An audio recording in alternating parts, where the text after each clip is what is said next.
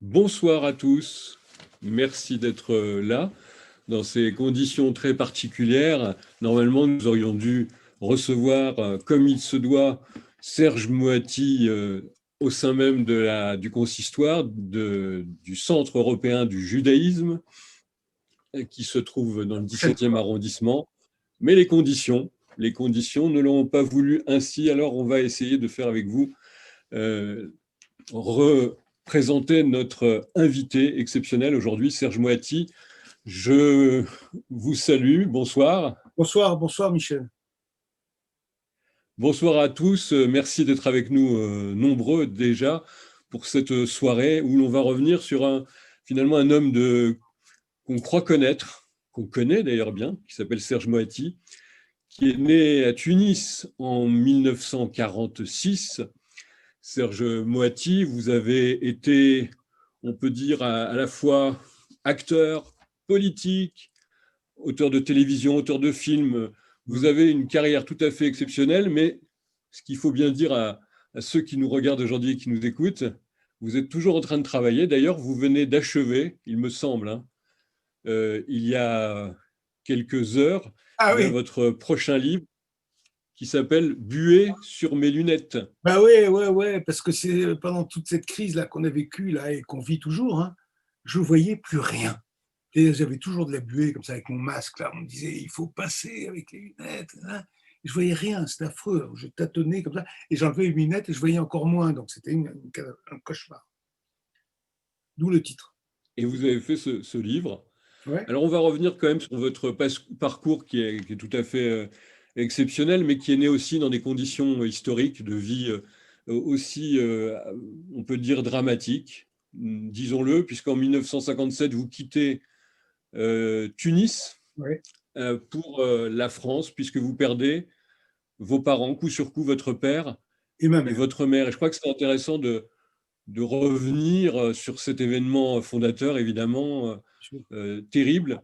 Euh, Lorsqu'on a préparé cette émission, Serge Moati, je crois qu'aujourd'hui, ce qui revient aussi dans l'actualité, c'est l'histoire de vos parents, l'histoire de la Tunisie, l'histoire de la résistance aussi de votre papa, et l'histoire d'un engagement donc politique qui est né très tôt chez vous.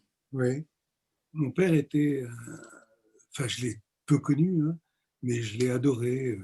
J'ai pris son prénom d'ailleurs, je m'appelle pas Henri. Je m'appelle Henri. Oh le lapsus. Je m'appelle pas Serge. Je m'appelais Henri. Henri avec un. Henri Chaim. Oui, Henri Chaim. Et quand il est mort, j'ai voulu honorer sa mémoire d'une certaine façon, je sais pas quoi. Et je me suis fait appeler Serge comme lui.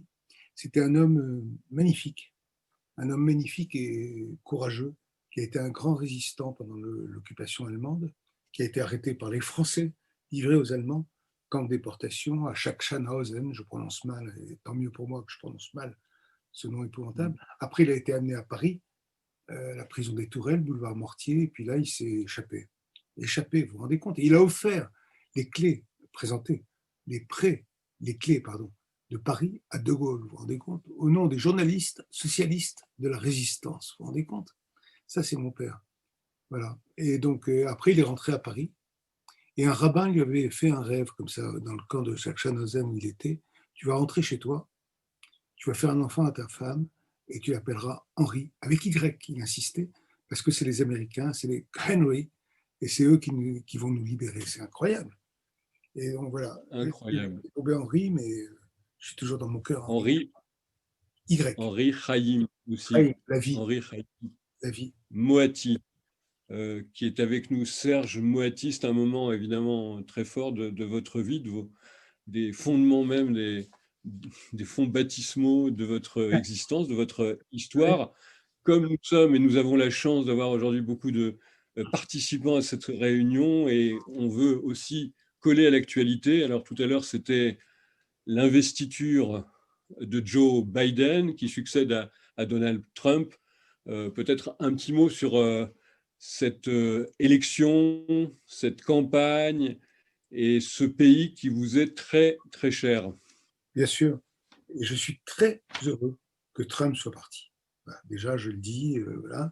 bah oui, je suis très heureux de ça. Biden est un démocrate, je suis démocrate. Et je suis très heureux de ça. Et je pense qu'il va faire des choses bien dans le monde. Parce que là, ce qu'il a fait au Capitole, le Trump, là, c'est épouvantable, avec ses suprémacistes blancs, comme ça, enfin fascistes, hein, pardon. Mais non, je suis content qu'il soit parti. La seule chose qu'il a fait bien, c'est les rapports avec Israël et les pays arabes, ça, certains pays arabes. Ça, c'est bien, mais ça ne suffit pas. Ça ne suffit pas assez. L'actualité du moment, et avec vous, Serge Moati, pour vous, Non, mais c'est autour de vous, de votre portrait, de votre vie. Alors, vous avez eu plusieurs vies, hein, on peut le dire, entre le, le cinéma, l'action politique. Je devrais dire à ceux qui nous regardent que vous avez été très proche donc, de François Mitterrand. Vous étiez ouais, son conseiller, je suis très même fier. avant la campagne de 1981. Bien avant. Mais ce qui nous intéresse ce soir, c'est finalement aussi beaucoup de vos engagements, de votre militantisme politique, s'agissant notamment de l'antisémitisme. Parce que vous Oui, avez écrit et réalisé des films sur ces sujets-là depuis longtemps. oui, Je citerai d'abord La haine antisémite, ça c'était en 1991, ouais. jusqu'à 2017 où vous signez aussi Juifs de France, pourquoi partir? Point d'interrogation. Alors, on a intitulé cette conférence L'autre visage de l'antisémitisme.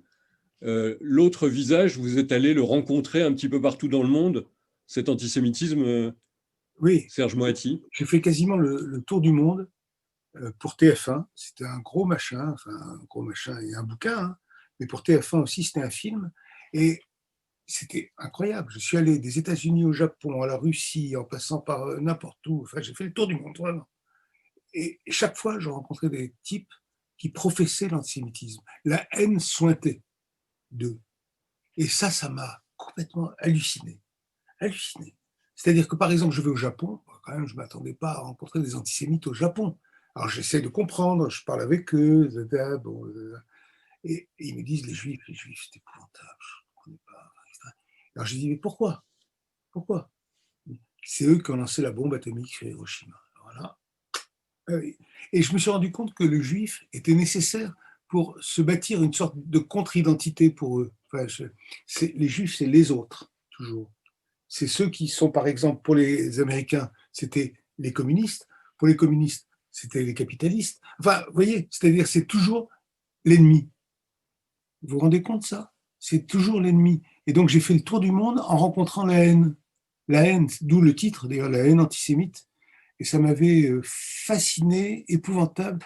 À la fin, je suis rentré à Paris, là, j'en pouvais plus. J'étais groggy, épuisé, enfin, j'en pouvais plus, quoi. Mais bon, voilà. Non, mais posez-moi des questions, hein. Je ne veux pas vous importuner. Oui, oui, oui, oui.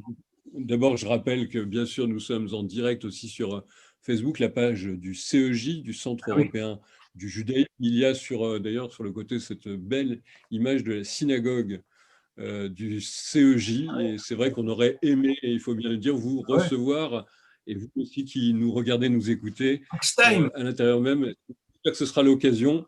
J'en profite pour remercier aussi l'hôte de cette soirée, c'est le président du consistoire, président du CEJ, Joël Mergui, Ah, je le qui salue. sans doute interviendra à la fin de notre entretien, Serge Moati, pour dire un mot et pour rappeler que justement ce centre a pour vocation fondamentale eh bien, de la culture au sens le plus large possible et du judaïsme, de ceux qu'on appelle donc les fidèles de la tradition abrahamique. On reste avec Serge Moati qui est avec nous ce soir. En ce jour de janvier, on disait que votre engagement a été politique très jeune et je voudrais revenir avec vous sur votre proximité avec François Mitterrand. Alors, on a Ah, célébré il y a quelque temps 25 ans de la mort de l'ancien président de la République qui on a célèbre. réalisé deux septennats. On entre dans Mais l'aide. moi, je vais aller droit au but, Serge Moati. Ouais, Le François Mitterrand de Vichy, le François Mitterrand toujours proche de René Bousquet jusqu'à la fin. Vous l'avez soutenu et vous continuez à le soutenir? bien sûr. bien sûr. Je peux vous raconter une anecdote là-dessus. Un jour, on déjeune, Jacques Attali et moi, donc deux juifs, hein, chez Mitterrand, rue de Bièvre. Bon. Et là, on voit un groupe de mecs qui rient beaucoup, etc. Ah, parmi eux, un type qui a l'accent du sud-ouest, comme ça, encore plus marrant que les autres, etc. Bon, on se marre et on comprend que c'est un réseau de résistance de Mitterrand. Attention, réseau de résistance de Mitterrand. On sort de là et Jacques me dit, tu sais qui c'était là, le type là? Non, on parlait pas beaucoup de Bousquet encore à ce moment-là.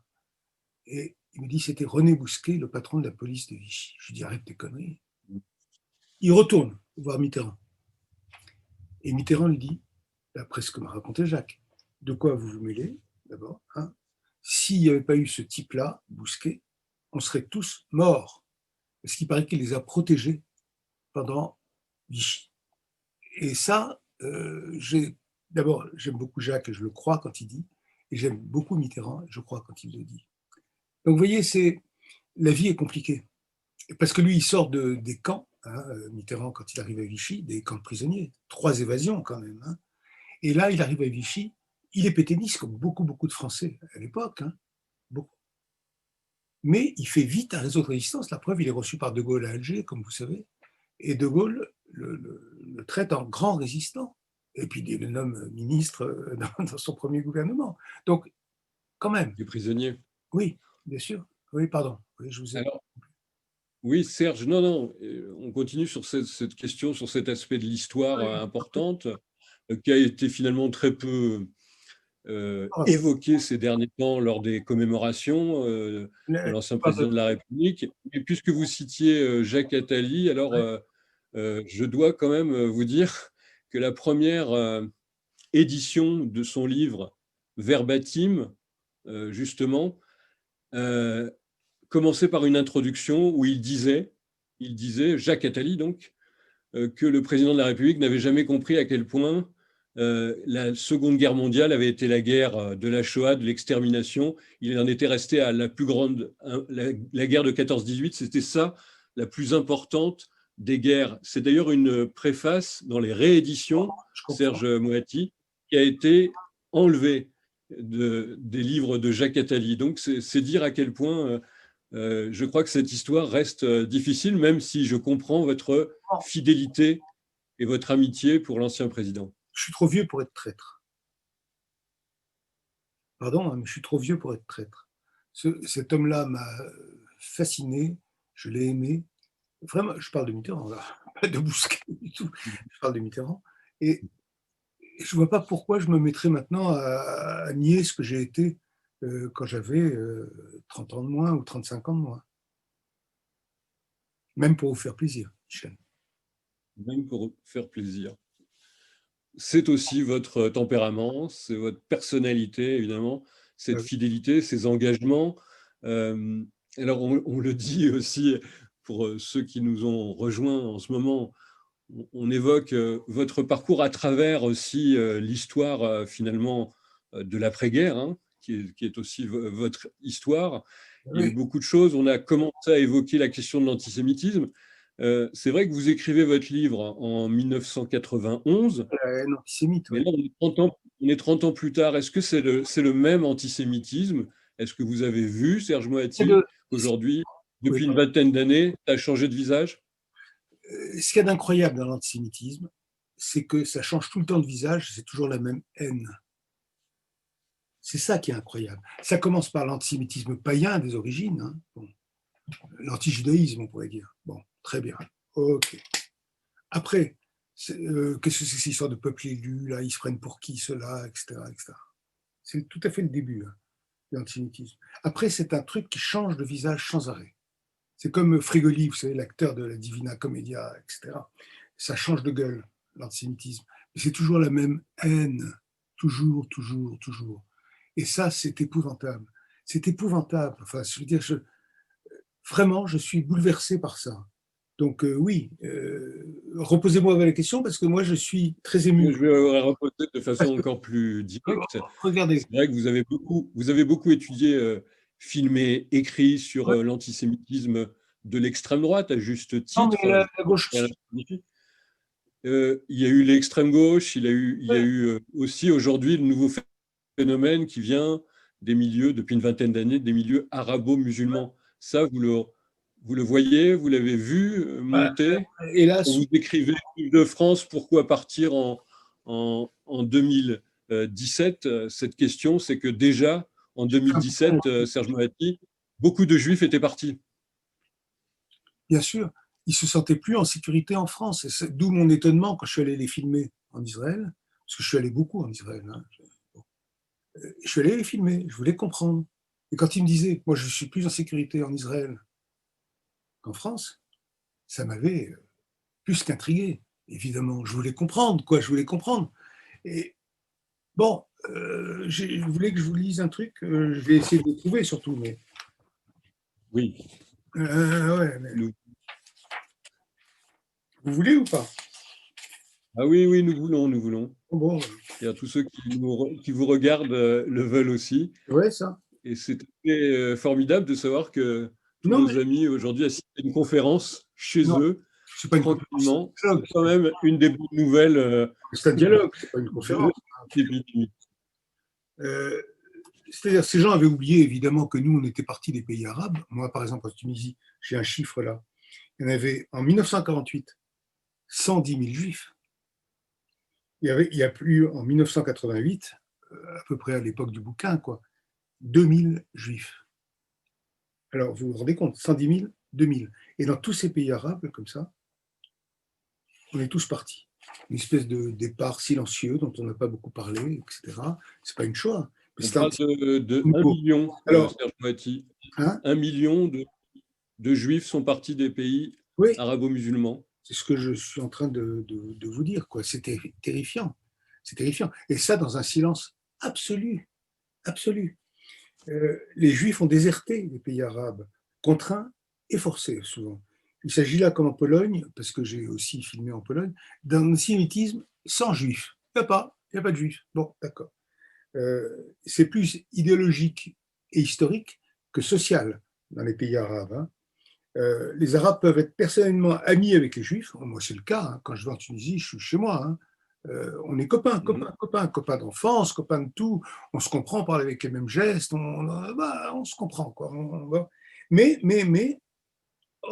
au fond, c'est une vision antagoniste et très négative de leur nation, de leur religion, de leur culture et de leur entité. C'est ça qui est étrange. La création de l'État d'Israël, évidemment, a aggravé la situation. Bon, c'est pas bien. Hein. Alors j'espère que nos amis vous entendent bien. J'espère qu'il n'y a pas de problème de réception ah bon à nos images et au son. Voilà, si vous nous regardez à l'instant, eh bien vous nous faites un petit signe. Serge Moati, allez-y, continuez. Pardon de vous avoir interrompu. Je vous en prie. Le sionisme, ce sont les conditions du direct. Là-bas, quand je parle du sionisme en Tunisie, par exemple, ou en Algérie, quand je vais tourner, ou dans des pays comme ça, le Maroc, ça, le sionisme n'est ni toléré ni légitimé. D'accord? Selon les Arabes, les Juifs devraient vivre sous la domination. Vous savez, ce qu'on appelait les dhimmis, hein, c'est-à-dire les citoyens de seconde zone. Hein. Seuls les musulmans sont habités.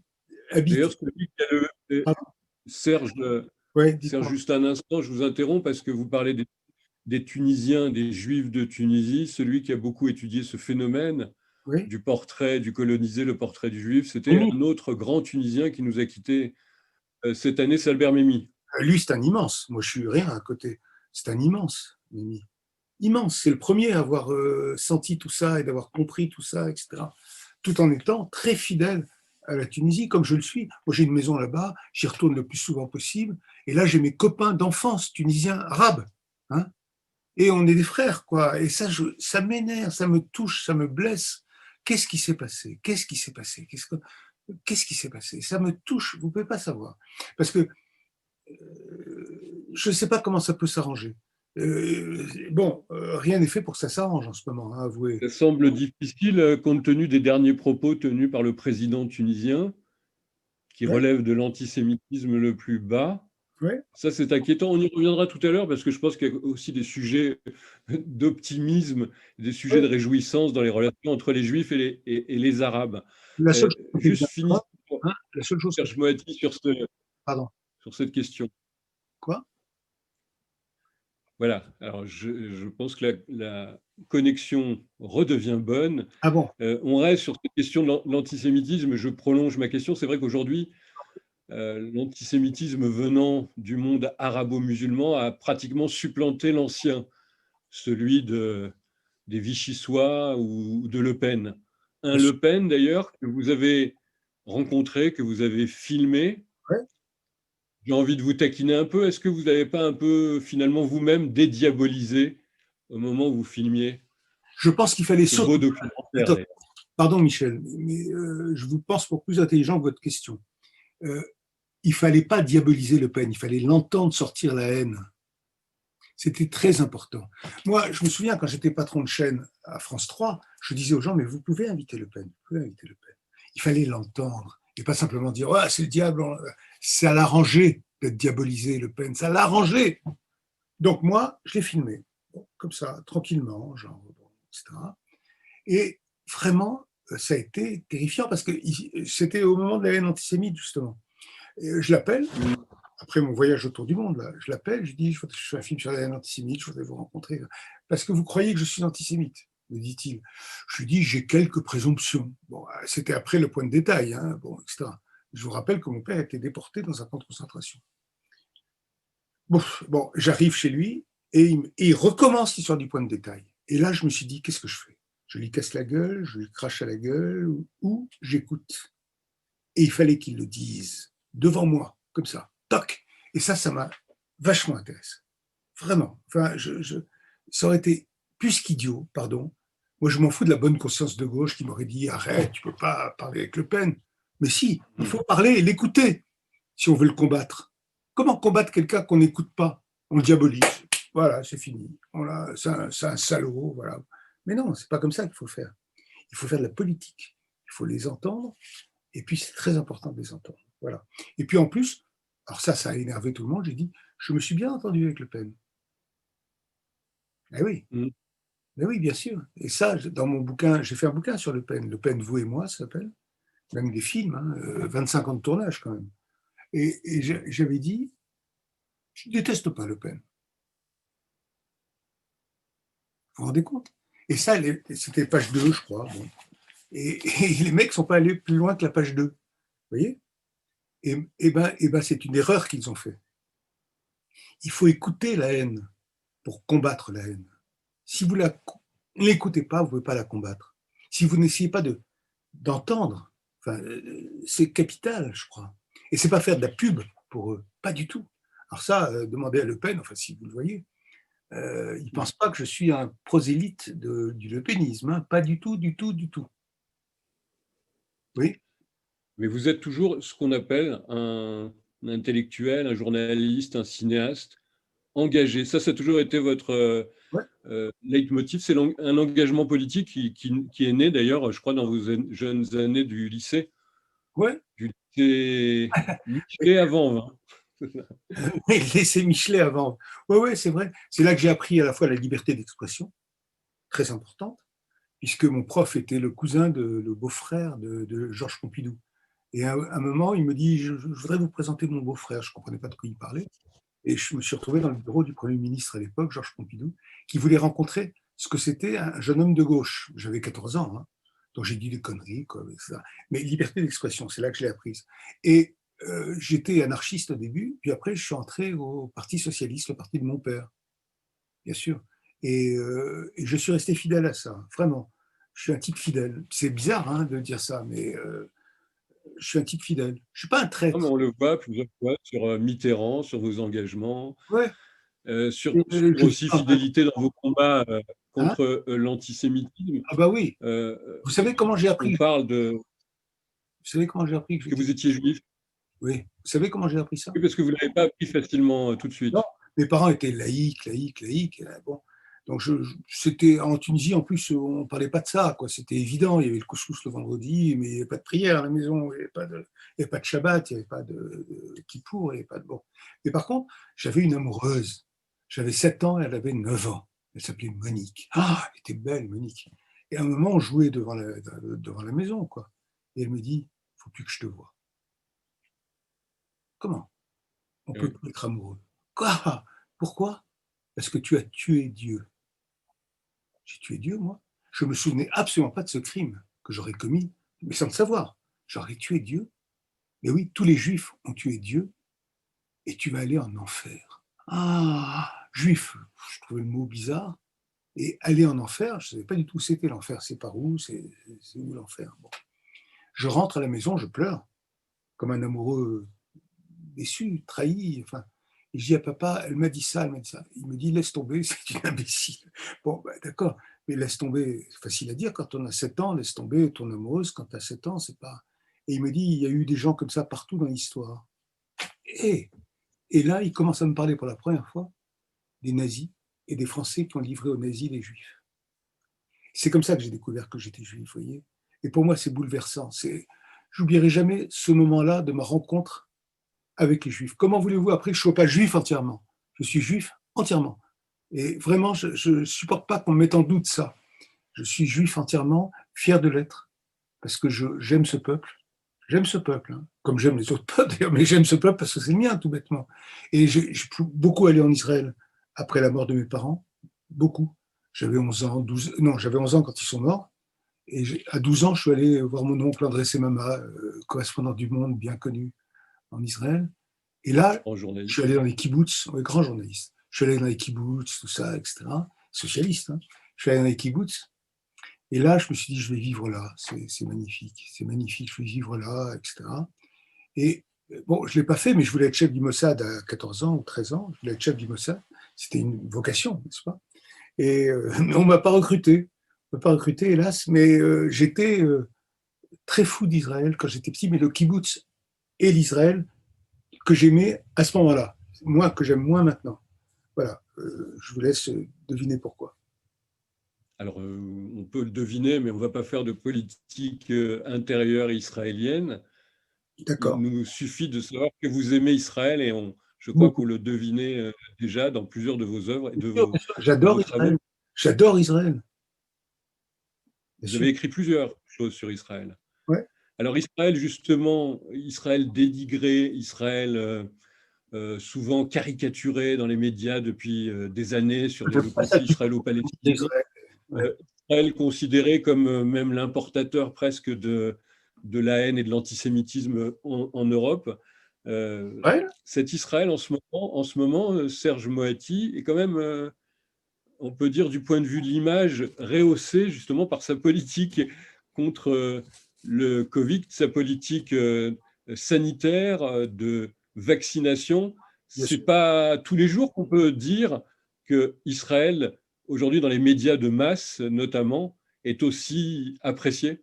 Bien sûr, vous avez tout à fait raison. Mais là, on change de sujet complètement. Israël a une très bonne politique sanitaire, un exemple dans le mondial. Mais ça, c'est pas ça dont on parlait avant. Vous passez d'un truc à l'autre, là. C'est pas ça dont on parle. Moi, je parle de l'occupation des territoires, je parle de comment faire la paix avec les voisins. Trump nous a aidés là-dessus, ça c'est vrai. C'est la chose qu'il a fait bien, hein, de faire que des pays arabes s'entendent avec Israël. Ça, c'est vachement bien. C'est pas anodin ce qu'a fait Donald Trump, puisqu'on est ce soir, Je dis c'est pas. l'investiture de Joe Biden. Nos amis en ce moment qui vous écoutent, qui nous regardent, aussi doivent se demander finalement, est-ce qu'il faut peut-être d'ores et déjà rappeler la geste de Donald Trump, cette politique assez extraordinaire qui a abouti quand même dans ces fameux accords d'Abraham. C'est On ce reste que sur le sujet. je viens Même de vous dire. C'est ce que je viens avec de Netanyahou, est-ce que je dire. cite le mot Netanyahou, Ça, hein. c'est pas un épouvantail. Mais j'ai pas dit ça. Je dis simplement que Trump a été formidable dans ses rapports avec de liaison entre Israël et les pays arabes, certains pays arabes. C'est très très important. Mais je pense que Biden va aller encore plus loin. Il laisse l'ambassade à Jérusalem, ça c'est vachement bien, c'est très important, etc. Mais par contre, il est pour la solution, je crois, de deux États.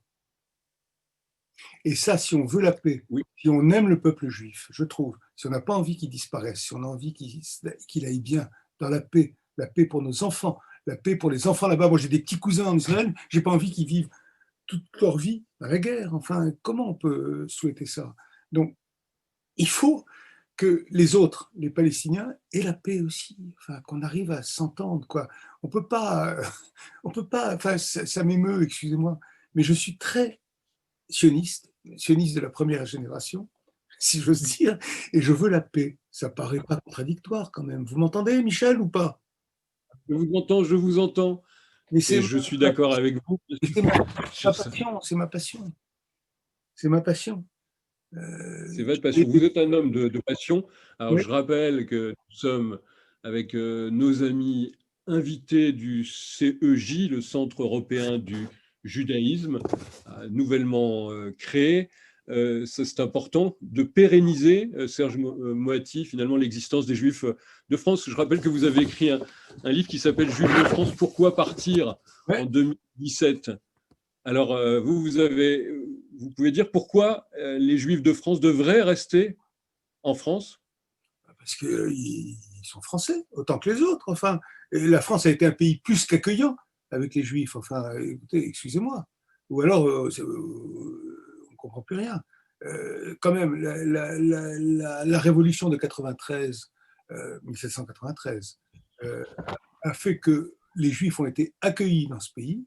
Moi, je me souviens que mon papa, par exemple, était hyper francophile, mais vraiment, enfin, c'est-à-dire que quand il y avait le 14 juillet, le 8 mai, tout ça, etc., il me prenait la main, il pleurait, etc., en écoutant la Marseillaise, etc. J'ai été élevé là-dedans, j'y peux rien. Bon, et puis je suis resté fidèle là aussi à ça. C'est important la fidélité. Je ne dis pas qu'ils doivent rester, chacun fait ce qu'il veut.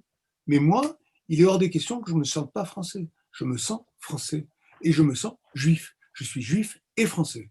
Voilà. Et alors, Et les montrer, Français et les Juifs français pris pour la République, pris pour la France, bien sûr. Shabbat, c'est le cas de le dire ici, puisqu'on est, vous avez l'image dans le coin de la synagogue du Ouais, CEJ, très belle synagogue, ouais, très bien. ultra moderne.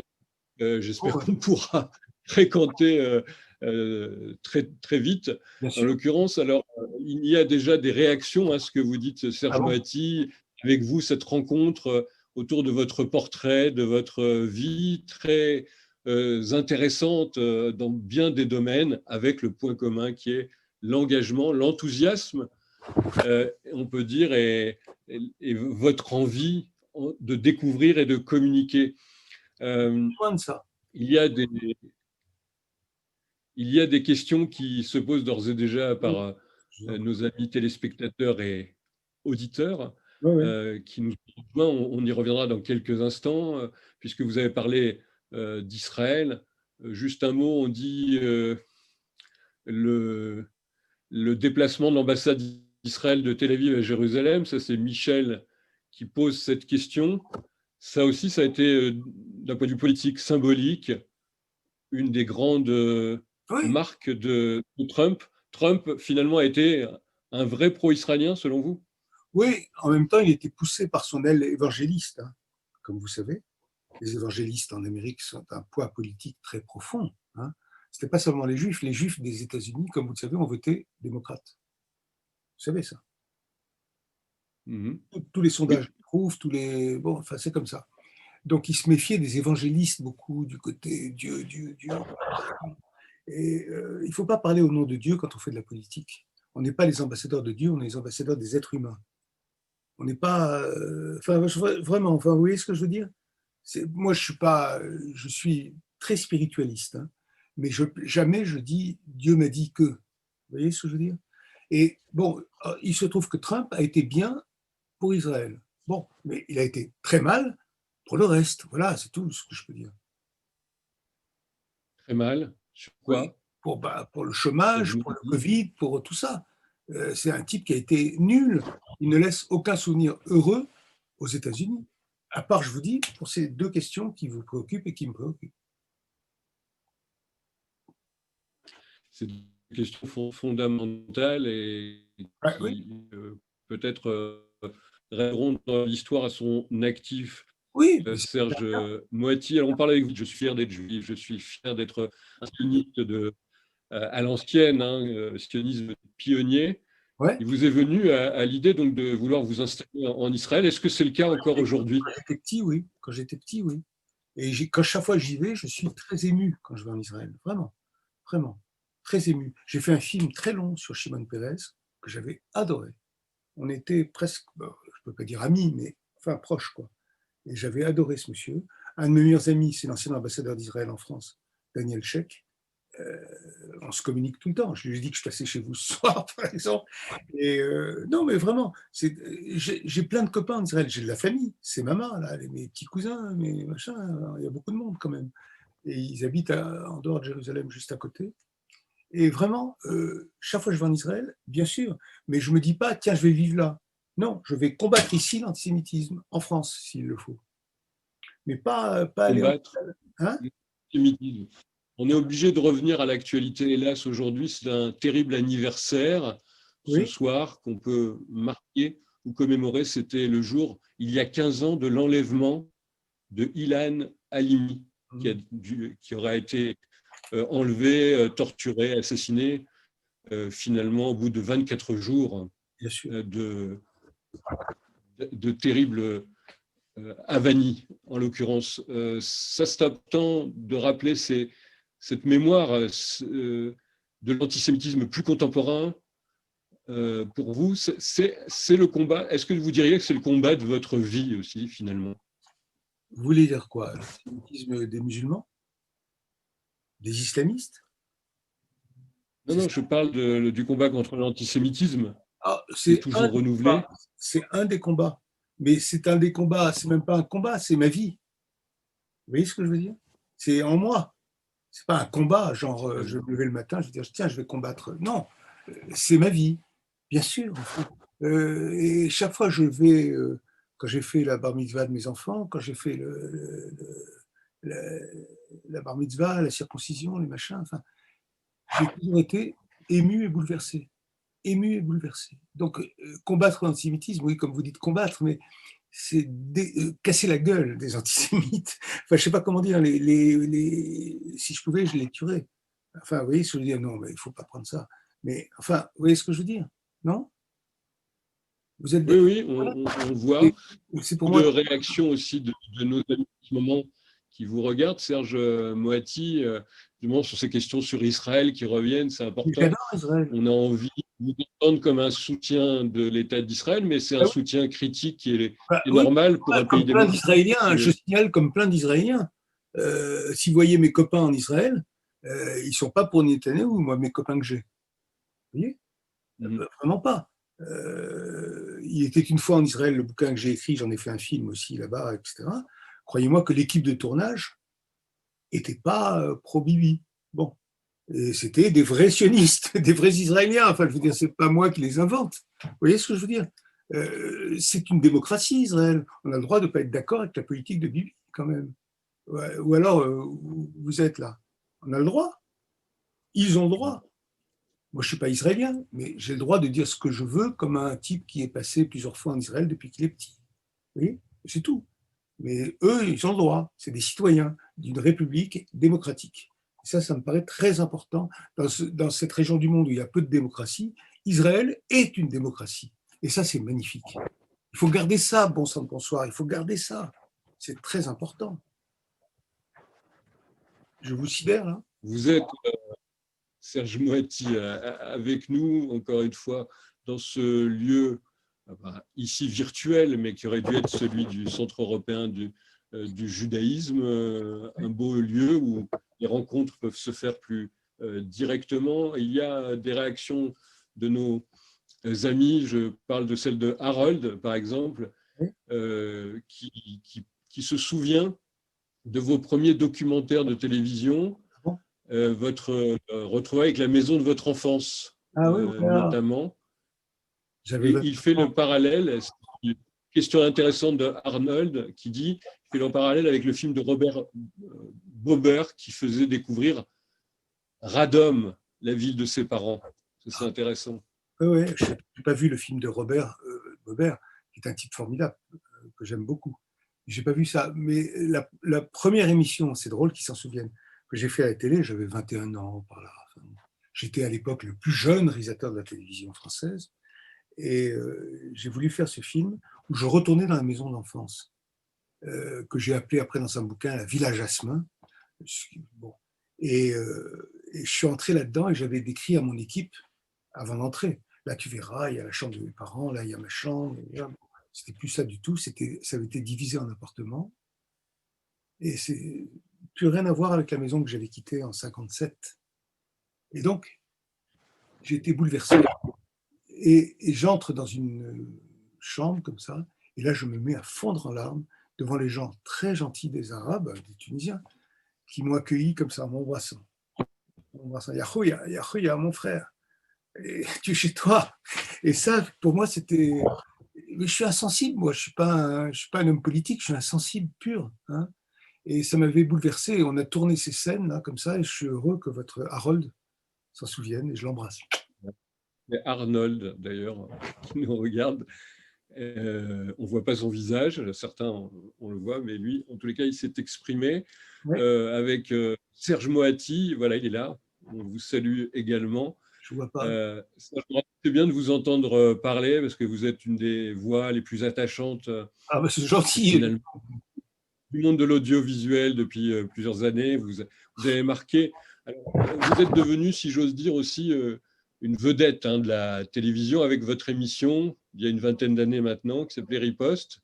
Et je dois dire à ceux qui me regardent, je pense qu'ils sont d'accord avec moi, vous étiez le premier à faire précisément des émissions, une émission sur ce qu'on appelait le nouvel antisémitisme Ouais, des banlieues, des quartiers. Ça ouais. veut dire que je dois vous rendre cet hommage. Vous avez été quand même aussi à l'avant-garde avec un certain nombre d'artistes intellectuels, de journalistes qui ont compris qu'il se passait quelque chose dans le pays. Mais bien sûr, et qu'il faut combattre, bon sang de bonsoir, qu'il faut combattre, mais pas en disant les Arabes, non, l'islamisme. Attention, c'est très nuancé, il faut faire très, très gaffe à ce qu'on fait. Bien sûr que moi, je combattrai jusqu'à mon dernier jour, qui approche, l'antisémitisme. Non, non, mais vraiment, je suis sérieux là. Euh, mais il ne faut pas que ça devienne une haine arabo-juive ou juivo-judéo-arabe. Faut pas, faut pas, faut pas. Il faut jamais faire ça. Jamais. C'est la plus mauvaise manière de combattre l'antisémitisme. Jamais. Il faut regarder l'autre comme un frère. Vous êtes un apôtre du dialogue, comme on dit, Oui, judéo-musulman. bien sûr. C'est important aujourd'hui en France, Pas par assez. exemple, Pas assez. multiplier ces rencontres. Et peut-être que ça se fera d'ailleurs au CEJ aussi, Oui, Centre européen du judaïsme, les rencontres avec notamment le monde musulman, c'est important. appelez-moi si vous le faites. Parce que moi, je suis très content que Benjamin Stora, aujourd'hui, par exemple, Benjamin Oui. Stora, propose à Macron, au président Macron, un truc sur les rapports algéro-français. La guerre d'Algérie, qui est un non-dit absolu, c'est important qu'on en parle et que les mémoires se réconcilient. C'est très important. Si on pouvait faire la même chose entre les Juifs et les Arabes, croyez-moi, ça irait très bien. Ah, vous avez raison de parler à l'instant de l'historien Benjamin Stora avec cette question fameuse aujourd'hui des mémoires Ben oui, et aussi une question d'une nouvelle, on peut dire, manifestation de haine peut-être qu'on peut qualifier à travers ces expressions de nouvelles organisations, de nouveaux mouvements qu'on appelait les indigénistes, oui, bien les sûr. décolonialistes, euh, dont le point commun, même si c'est intéressant à la base, n'est-il pas, Serge Moati, malheureusement une certaine forme de haine également et particulièrement antisémite? Oui, c'est ce que j'appelle la nouvelle haine Vous savez, c'est une haine caméléon, l'antisémitisme. Choc, choc, choc, choc, choc, ça se superpose, vous savez. Caméléon. Le caméléon, il prend toujours la couleur des endroits où il est, comme vous savez. Ben, la haine antisémite, elle a ceci de singulier qu'elle est absolument changeante et s'adaptant à tous les pays. Et ça, c'est incroyable. Mais qu'est-ce qu'on a fait à Dieu pour être ce peuple élu, certes au second tour, mais qu'est-ce qu'on a fait à Dieu pour qu'il nous traite aussi mal? Et vraiment, ça, c'est important, je trouve. C'est très important. Et moi, je crois à l'amour. Je crois à l'amour et je crois à la fraternité. Il faut la fraternité. Et je ne comprends pas pourquoi il y a ça. Non, vraiment, je suis sérieux là. Je ne crois pas pourquoi il y a ça. Qu'est-ce qu'ils ont contre nous et nous, qu'est-ce qu'on a contre eux? Rien. Et donc, nous, on a peut-être, je ne sais pas quoi, bon, le problème d'Israël. Bon, il faut qu'on le règle, ce problème d'Israël avec les pays arabes. Il faut qu'on le règle. Mais à part ça, putain, on n'existe plus dans les pays arabes. Enfin, de quoi on parle? De quoi on parle? Enfin, c'est épouvantable. Donc vraiment, c'est sérieux. De quoi on parle dans les banlieues? Quand on parle des Juifs, etc., dans les banlieues où il y a les mecs antisémites, de quoi on parle? Je te rentrerai dedans, là, putain. Non, non, vraiment. Serge Moati, vous êtes avec nous maintenant depuis presque une heure. On Ah, est déjà? très heureux de vous écouter, de vous entendre.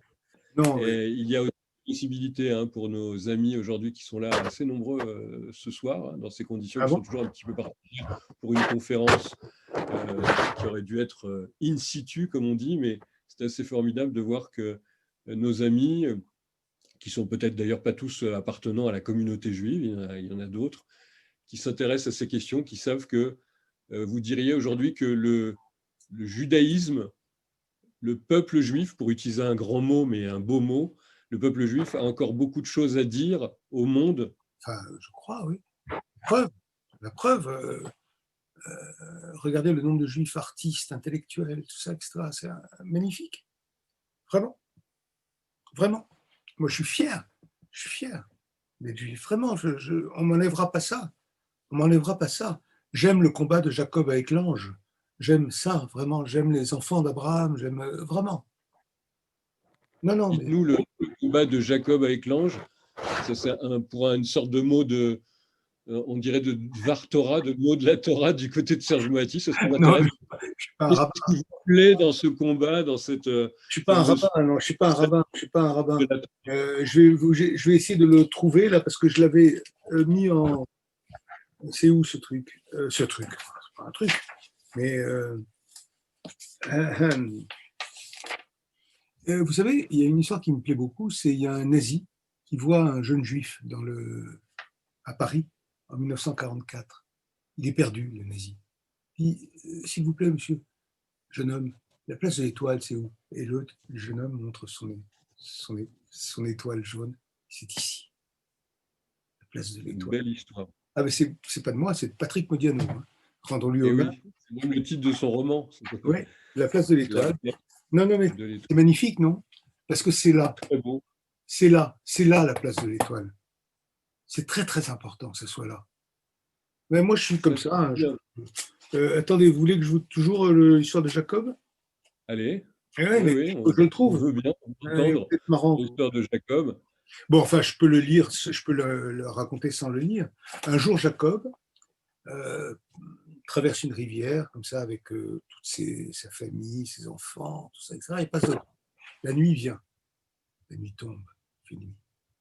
Et là, oui, doucement, comme ça, il y a un homme qui se rapproche de Jacob.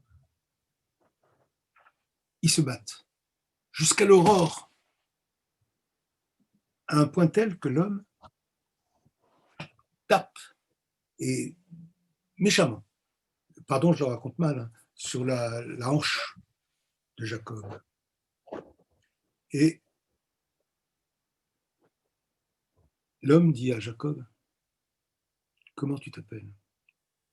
Jacob dit, Jacob, tu t'appelleras plus Jacob. Maintenant, tu t'appelleras Israël, parce que tu es celui qui a combattu contre Dieu et les hommes, et tu as eu la vie sauve. Et cet endroit, maintenant, dit Jacob, s'appellera Pénuel. C'est là où j'ai vu la face de Dieu. C'est magnifique. Ça veut dire que le judaïsme est appelé à être toujours une nation combattante, mais bien dans le bon sens. Pas pour gagner des territoires. Non, non, dans le bon sens. Et le combat contre Dieu, c'est ça qui a fait Israël. Et il a eu la vie sauve, Jacob. Et ça, c'est magnifique. Moi, je suis très fier d'être juif pour ça. Parce que on n'est pas on n'est pas fils de Dieu, quoi. Le christianisme, ça a été une vision assouplie de tout ça, du judaïsme, etc. Ça a été une vision transformée. Vous voyez ce que je veux dire? Et là, au contraire, dans la Bible, dans l'Ancien Testament, le nôtre, c'est. Moi, je vis le judaïsme comme ça. C'est un combat. Un combat. Pas un combat tchouk-tchouk, un combat spirituel. Oui. Par exemple, Spirituel. il n'y a pas de kippour, il n'y a pas de grand pardon. Il n'y a pas de grand pardon. De quoi on se ferait pardonner? C'est à Dieu de se faire pardonner par rapport à nous. Mais non, mais c'est très important. Et je crois, dans la vraie tradition juive en disant ça. Pardon hein, de mon insolence. Celle du questionnement de Hein? Dieu, de la présence de Dieu ou de son absence. Vous avez raison, Serge Moati. Il y a beaucoup de nos amis qui réagissent Ah bon? tout au Je long vois. de cette discussion Ah bon? autour de votre vie, de ce que vous pensez, de ce que vous avez encore envie de faire naturellement. Et tout à l'heure, je citais Arnold pour vous dire que vous êtes aussi regardé, écouté du côté d'Israël. Ah bon?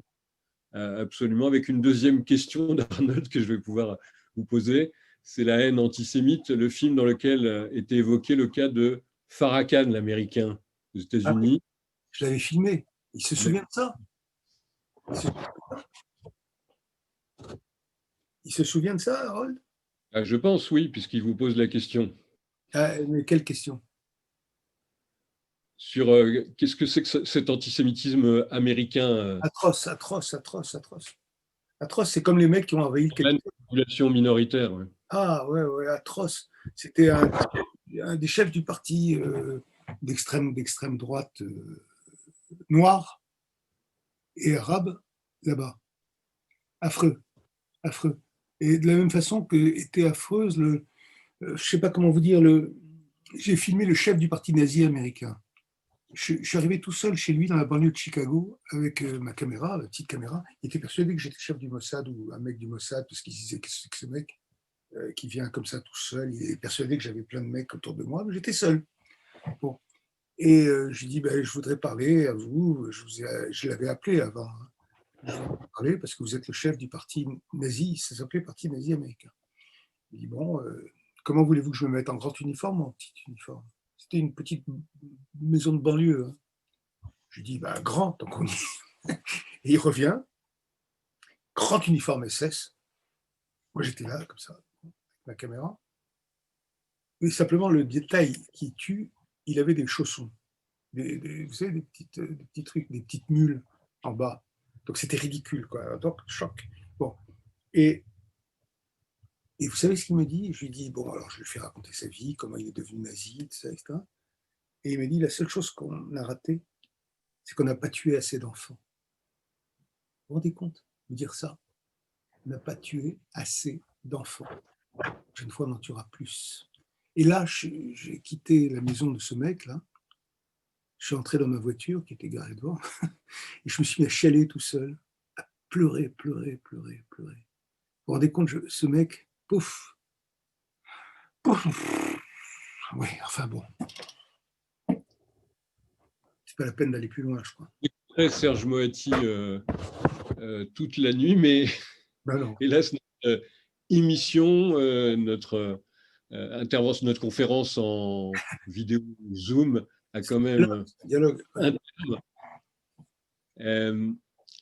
Avec la réaction, je vais la citer, celle de Martine. Monsieur Moati est un humaniste très touchant, modéré, plein de bons sentiments, comme les Juifs d'avant-guerre, qui se voulaient bon français, gentiment assimilés. Je ne sais pas si c'est tout à fait gentil, mais c'est comme ça qu'elle vous voit, Martine. Gentiment assimilé, c'est ça qu'elle dit? Hein? Gentiment assimilé, vous n'êtes pas gentiment assimilé. Je suis assimilé, je ne même plus la question, je suis français. Mais la première partie de sa réflexion me touche beaucoup, évidemment. Évidemment que je suis un humaniste. Évidemment que je suis dans la grande tradition juive, l'autre, la vraie, celle de moi, celle que j'essaie de transmettre à mes enfants, monsieur, et à mes petits-enfants. Mais Serge Moati, merci beaucoup d'avoir été avec nous ce soir sur ce Zoom du Centre européen du judaïsme. Encore une Merci fois, ça beaucoup. aurait dû être un in situ, ça aurait dû être sur le terrain qu'on vous aurait rencontré, parler plus directement, mais je suis très heureux d'avoir pu échanger avec vous ce soir. Et je vais remercier aussi tous ceux qui nous ont rejoints depuis 20h30 avec vous, en leur disant qu'il y aura d'autres rendez-vous, sans doute aussi avec Serge Moati, mais avec d'autres personnalités comme ça, si intéressantes, si attachantes, qui nous auront fait, qui nous auront touchés ce soir, il faut bien le dire, Serge Moati, le juif de fidélité, d'enthousiasme, de combat. Shalom, shalom. Shalom, shalom. Merci. Bonne soirée à tous. À très bientôt. Et bonne semaine. Shabbat shalom. Shabbat shalom. Merci beaucoup.